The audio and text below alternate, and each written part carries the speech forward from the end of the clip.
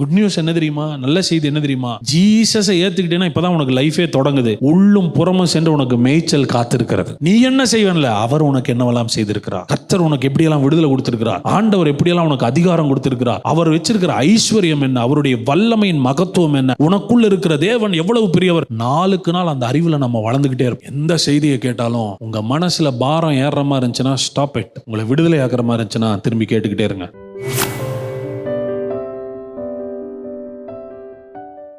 நிறையா விஷயங்களை சொல்லி கொடுத்தோம். இயேசு மேலே கண்ணை வைக்க உதவி செய்கிறது தான் சுவிசேஷம். ஆண்டவர்கிட்ட நெருங்க உதவி செய்கிறது தான் சுவிசேஷம். சந்தோஷத்தை உண்டாக்குறது தான் சுவிசேஷம். பாவத்தை மேற்கொள்ள உதவி செய்கிறது தான் சுவிசேஷம் அப்படின்னு சரியான சுவிசேஷம்னு பார்த்தோம். இன்றைக்கி நான் சொல்கிறேன், உங்களை விடுதலை ஆக்குறது தான் சுவிசேஷம். மனதளவில் உங்கள் ஆத்மாவில் ரெஸ்ட்டை கொடுக்குற, இளைப்பாறுதலை கொடுக்கறது தான் சுவிசேஷம். உங்கள் மேலே பாரத்தை ஏற்றுறது சரியான சத்தியம் அல்ல.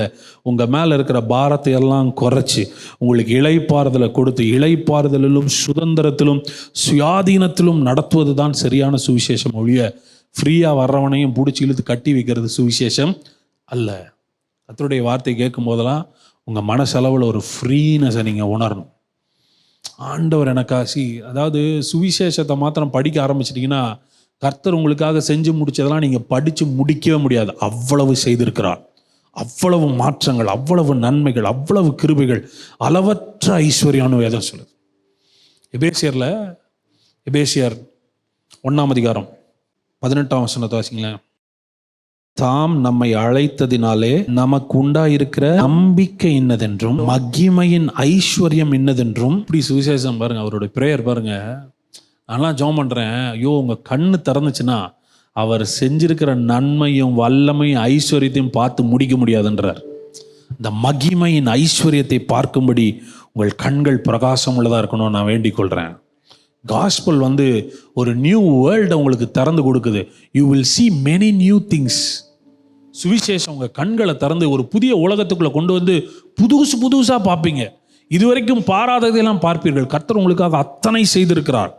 நற்செய்தி என்பது தேவன் உங்களுக்கு செய்ததையெல்லாம் காட்டுகிறதை ஒழிய நீங்கள் என்ன செய்யணும்னுலாம் சொல்லிக்கிட்டே இருக்காது. ஜஸ்ட் பை ஃபெய்த், விசுவாசத்தினால நீங்களும் நானும் அதை பெற்றுக்கொள்ள போகிறோம். அப்போது இனிமே நீங்கள் கேட்குற சுவிசேஷம் உங்கள் மனதளவில் உங்களை விடுதலையாக்கி உங்களை சந்தோஷப்படுத்தி அவருடைய மகிமையின் ஐஸ்வர்யம், அவருடைய வல்லமையின் மகத்துவம் என்னதென்று ஒவ்வொரு முறையும் புதுசாக நீங்கள் தெரிஞ்சுட்டு போகணும். வசனத்தை கேட்கும்போது இன்னும் அடுத்த டோர் ஓப்பன் ஆகுது, அடுத்த டோர் ஓப்பன் ஆகுது. ஒவ்வொரு ரெல்மாக கர்த்தர் எனக்கு ஓப்பன் பண்ணிட்டு இருக்கிறார். அடுத்தடுத்த நாளைக்கு புதிய விஷயங்களை நீங்கள் கேட்டுக்கொண்டே இருக்கிறீர்கள். அவருடைய மகத்துவத்தை பார்க்கிறதுக்கு உங்கள் கண்கள் திறக்கப்படணும்.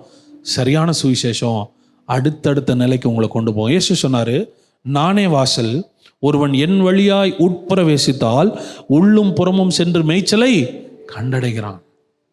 குட் நியூஸ் என்ன தெரியுமா? நல்ல செய்தி என்ன தெரியுமா? ஜீசஸை ஏற்றுக்கிட்டேன்னா இப்போதான் உனக்கு லைஃபே தொடங்குது. உள்ளும் புறமும் சென்று உனக்கு மேய்ச்சல் காத்திருக்கிறது. நீ என்ன செய்வன்ல, அவர் உனக்கு என்னவெல்லாம் செய்திருக்கிறார். கர்த்தர் உனக்கு எப்படியெல்லாம் விடுதலை கொடுத்திருக்கிறார். ஆண்டவர் எப்படியெல்லாம் உனக்கு அதிகாரம் கொடுத்திருக்கிறார். அவர் வச்சிருக்கிற ஐஸ்வர்யம் என்ன, அவருடைய வல்லமையின் மகத்துவம் என்ன, உனக்குள்ள இருக்கிற தேவன் எவ்வளவு பெரியவர். நாளுக்கு நாள் அந்த அறிவில் நம்ம வளர்ந்துக்கிட்டே இருப்போம். எந்த செய்தியை கேட்டாலும் உங்கள் மனசில் பாரம் ஏறுற மாதிரி இருந்துச்சுன்னா ஸ்டாப் இட். உங்களை விடுதலை ஆக்குற மாதிரி இருந்துச்சுன்னா திரும்பி கேட்டுக்கிட்டே இருங்க.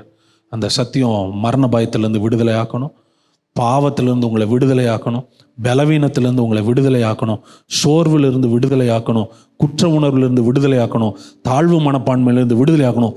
ஒவ்வொரு ஏரியாவாக ஆண்டவர் டீல் பண்ணுவார். நான் உங்களுக்கு சொல்கிறேன், பி ஃப்ரீ. கிறிஸ்து உங்களை அழைத்து வந்த சுயாதீன நிலைமையிலே நிலை கொண்டிருங்கள்.